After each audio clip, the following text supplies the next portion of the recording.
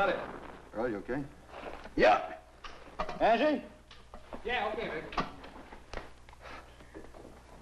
Hi.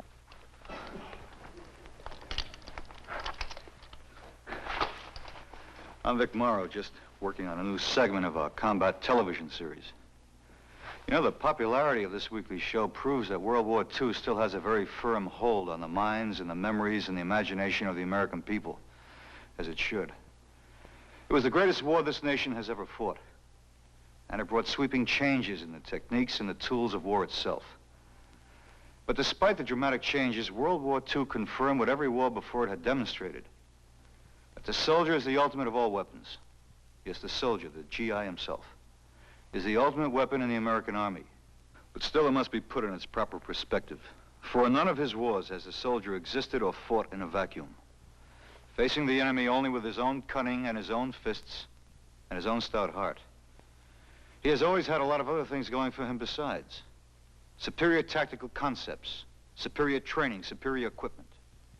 The American GI, in all his triumphs, was the sum of all of these. And so he is today in an army sharpened and strengthened by technological advance. The soldier still is the ultimate weapon, the one indispensable quotient in the equation of military supremacy. But the fruits of technology's continuing revolution have increased his fighting potential to a degree scarcely imagined by the generations of men who served before him. So the American fighting man today, like those in the long tradition which culminates in him, is effective not only for what he is, but also what is represented in his stance of readiness, the training which shapes him, the organization which guides him, and the logistical effort which provides him with more power than any soldier has had in the history of arms. Our story for today deals with one vital facet of the overall effort, the test and evaluation of weapons and equipment to assure that the American soldier receives only the best, to maintain, in short, the validity of a soldier's warranty.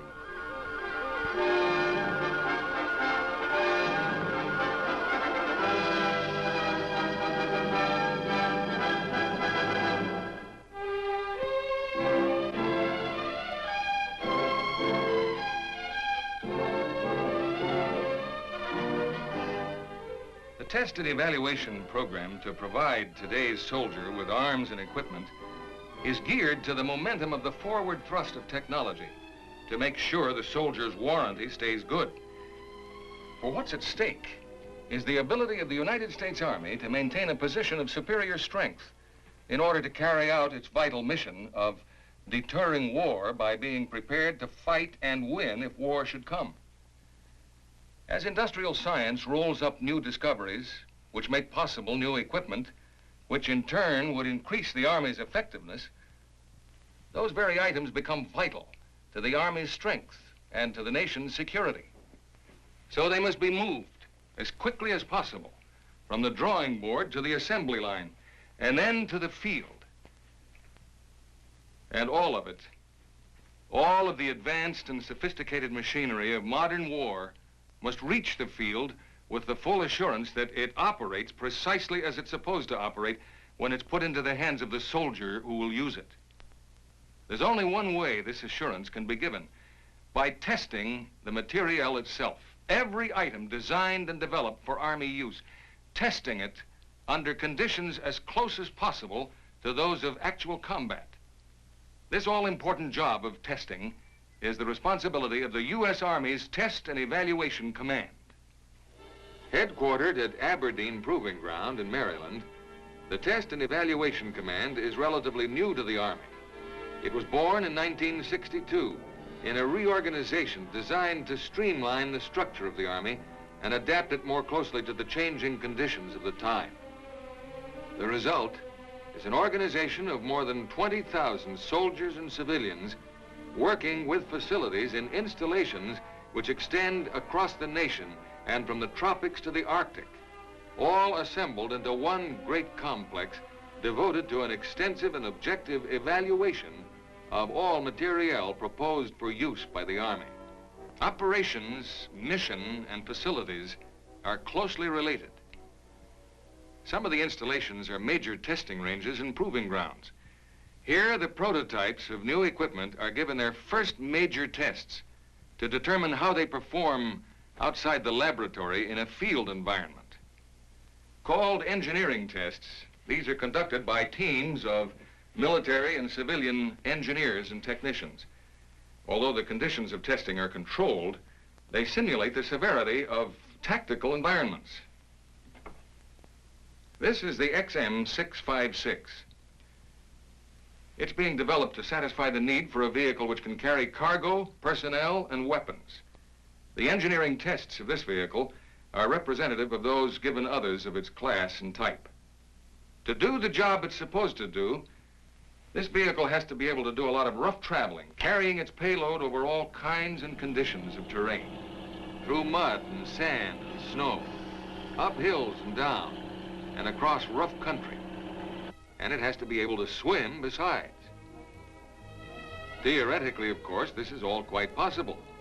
That's why the vehicle was developed in the first place, as soon as advancements in automotive engineering had demonstrated the feasibility of producing it.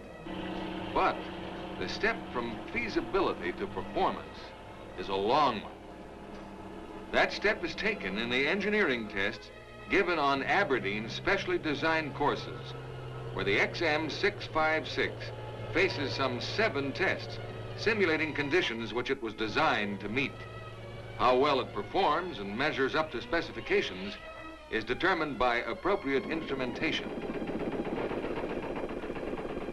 Before they're completed, the engineering tests on the XM656 will determine a lot more than the ability of the vehicle to take rough traveling. Its maintenance, its transportability, these and more will be evaluated. Not all Army materiel, of course, gets the same kind of going over in their engineering tests. A cargo carrier has to be able to do one kind of thing, a rifle has to do another, a missile another, a tank another. But every item, every single item in the Army's arsenal is developed to meet certain specifications, and the engineering tests for each determine whether or not those specifications are met. Other major centers for engineering tests are White Sands Missile Range in New Mexico, where rockets and guided missiles are tested.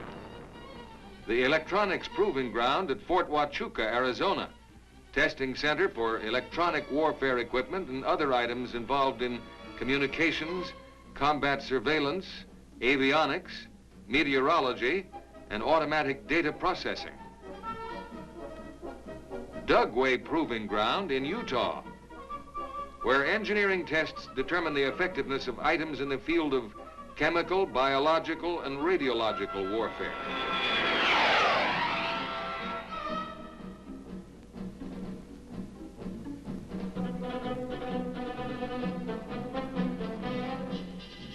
At Jefferson Proving Ground in Indiana, and at Erie Proving Ground in Ohio, acceptance testing is conducted on production munitions.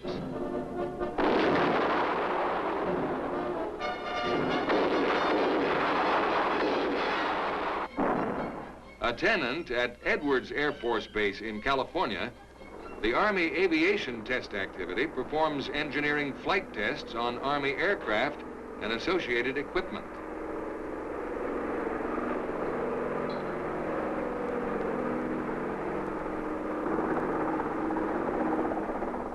Despite their exhaustive and rigorous demands, the engineering tests are not the only ones which are given. For these are tests under controlled conditions, and the scientists and engineers who conduct them, although they're experts in their field, are not the men who will be using the equipment. The ultimate weapon, the soldier himself, is the user. So, in other installations around the country, all new items of materiel are subjected to rigorous tactical type tests by troops in the field under conditions as close as feasible to those of actual combat. These are called service tests. They're designed to determine how the equipment actually stands up in the hands of the troops who will use it, and also how compatible the equipment and the soldier are. At Fort Bragg, North Carolina, the Airborne Electronics and Special Warfare Board conducts service tests on a number of varied items. Equipment used in special warfare, that involved in air drop and air transport, certain items pertaining to combat surveillance, and Field Army automatic data processing equipment, and it also tests communications for the Field Army.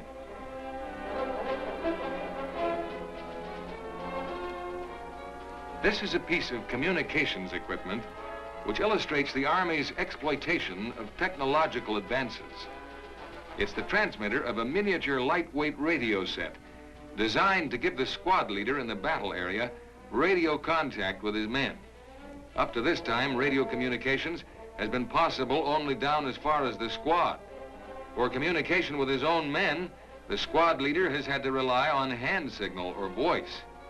But this handheld transmitter, with its telescopic antenna, is intended to carry his voice as far as a mile.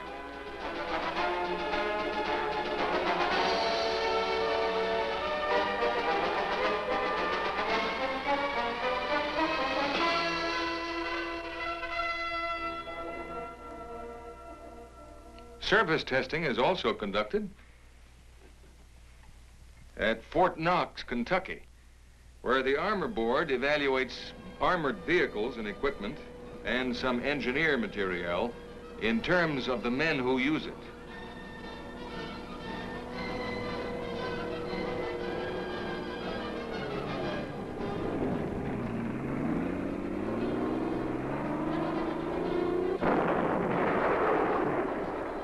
Fort Sill, Oklahoma, home of the Artillery Board, where troops test artillery weapons and accompanying equipment.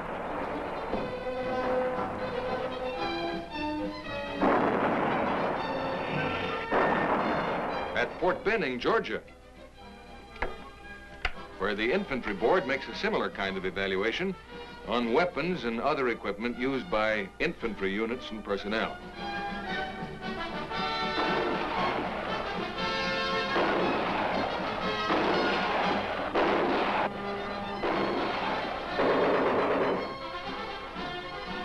Fort Rucker, Alabama, where the Army Aviation Board conducts service tests on Army aircraft and allied Army aviation equipment.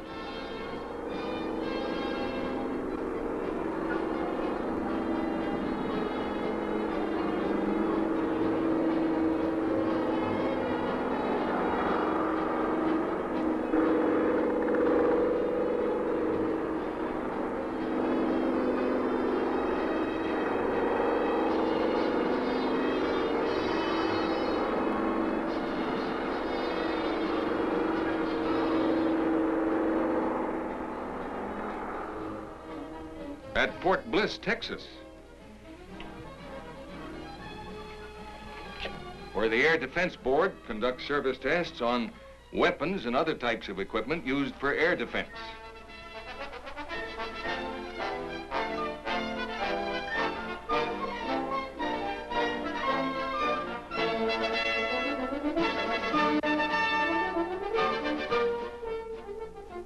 Fort Lee, Virginia, is headquarters for the general equipment test activity. The items tested here include quartermaster materiel, which dictate a somewhat different testing pattern. For quartermaster materiel actually means the soldier's own personal equipment, what he eats and wears, what he needs to live with. Consequently, both engineering and service testing are conducted on these items.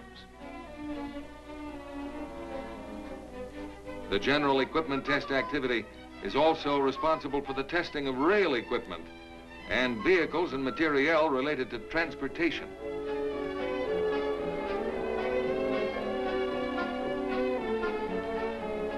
In both engineering and service testing, there's yet another determination to be made, the effect of environment.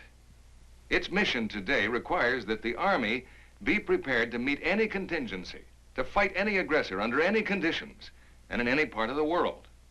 So must the Army's weapons and equipment. Normally, it's not logistically feasible to compartmentalize them, to develop some items for use in cold regions and others for hot areas. What the soldier uses must be as versatile as himself and as adaptable to environmental extremes. Therefore, the materiel has to be tested in those extremes. No weather laboratory has ever been built which can duplicate nature's own. So the Army has taken advantage of the facilities nature offers.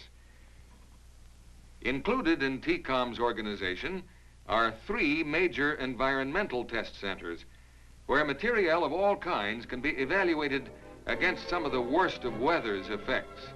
In the Panama Canal Zone, the Army's Tropic Test Center studies the effects of the muggy heat of the jungle.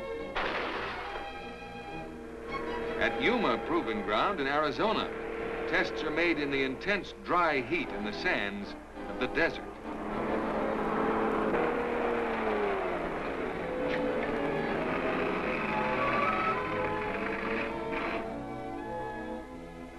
At Fort Greely, Alaska, the Army Arctic Test Center evaluates equipment in the bitter cold of the Arctic.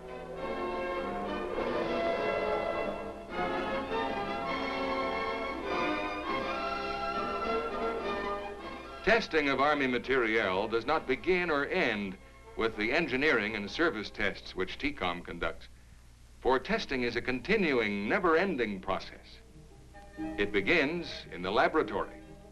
Laboratories all over the country, where dedicated scientists keep a constant search going for new secrets which can be exploited to the Army's benefit, for lightweight metals and plastics, materials of all kinds, new systems, new techniques which will reduce the Army's load or increase its speed, improve its voice, or augment its power. This adventure within the laboratory is not within the Test and Evaluation Command's area of responsibility, but it's well within its area of interest. And TCOM personnel are kept aware of every stage of an item's development, from laboratory breakthrough to industrial fabrication. The Test and Evaluation Command's participation in the testing picture can actually begin earlier than the engineering tests. As a service to the developer when he requires it, TCOM uses its facilities, its personnel, and its know-how to conduct some of the tests called engineered design tests, which must be satisfactorily completed before the engineering tests are undertaken. TCOM becomes involved in other kinds of testing too. For instance, its evaluation against predefined standards of the prototypes developed by 3 manufacturers competing to produce a new light observation helicopter for the Army. Even after an item has passed all its tests and becomes part of the Army's inventory, it still is subject to periodic examination. Ammunition, for instance, is tested regularly to make sure that time brings no deterioration in quality.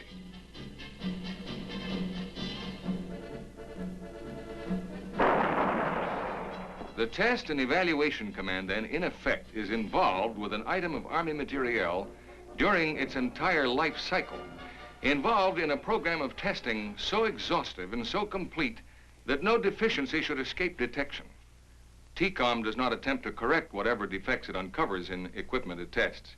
Its responsibility is only to discover and report them. This spectacular equipment offers an example. It's called the Mobile Floating Assault Bridge Ferry and is made up of components which are self-contained units designed to travel with armored columns and provide them with the capability for water crossing.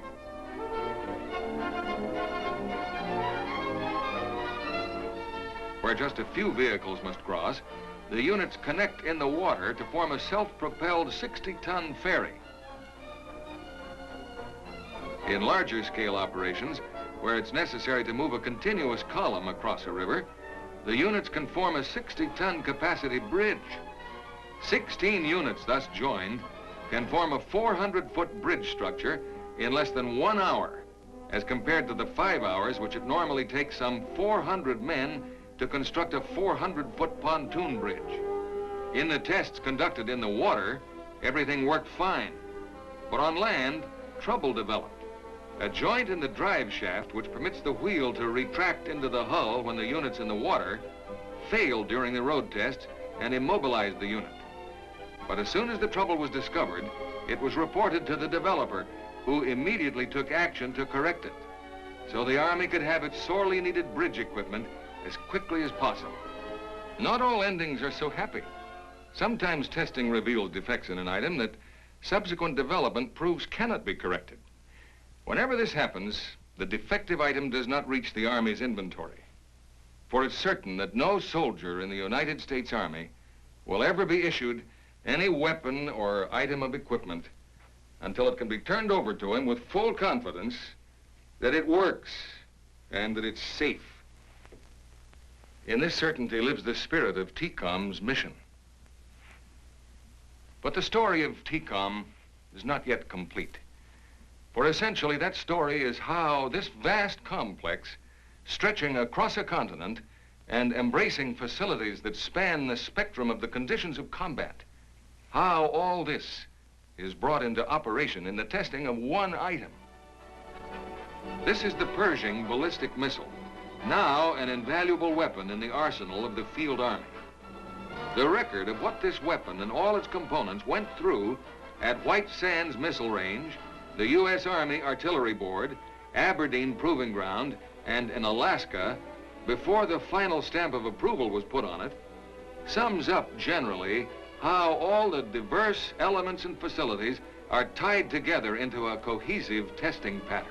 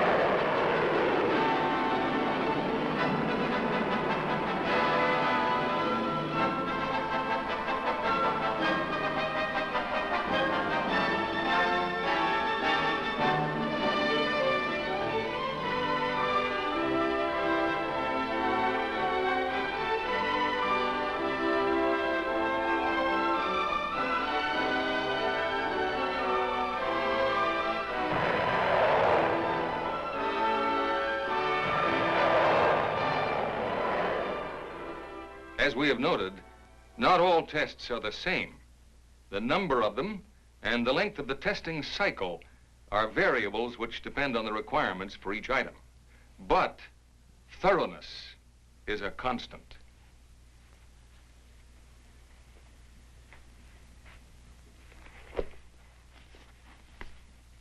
These are programs and plans prepared by the Test and Evaluation Command for weapons and other equipment now undergoing tests or soon to begin.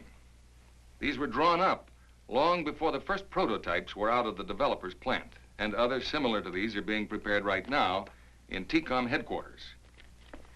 In all of these, thoroughness, designed to determine that the item meets the requirements of the soldier who will use it.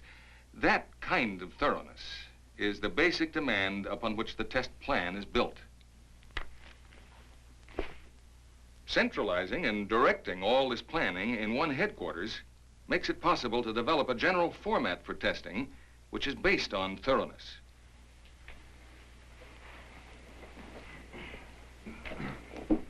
Techniques made possible by centralized direction, such as early preparation and coordination of plans and concurrent testing, result in an assurance of adequate and proper testing, elimination of unnecessary duplication, and an overall increase in efficiency. And these, in turn, reduce the lead time from development to production, which means that critical equipment reaches the field in the shortest possible time. The payoff is with the American soldier, the man in whom we all put our hope and faith. And his job is a big one. His responsibilities as he keeps his watch during this long night of uncertainty and danger are enormous. He deserves the best. And the job of the United States Army's Test and Evaluation Command is to help see that he gets it.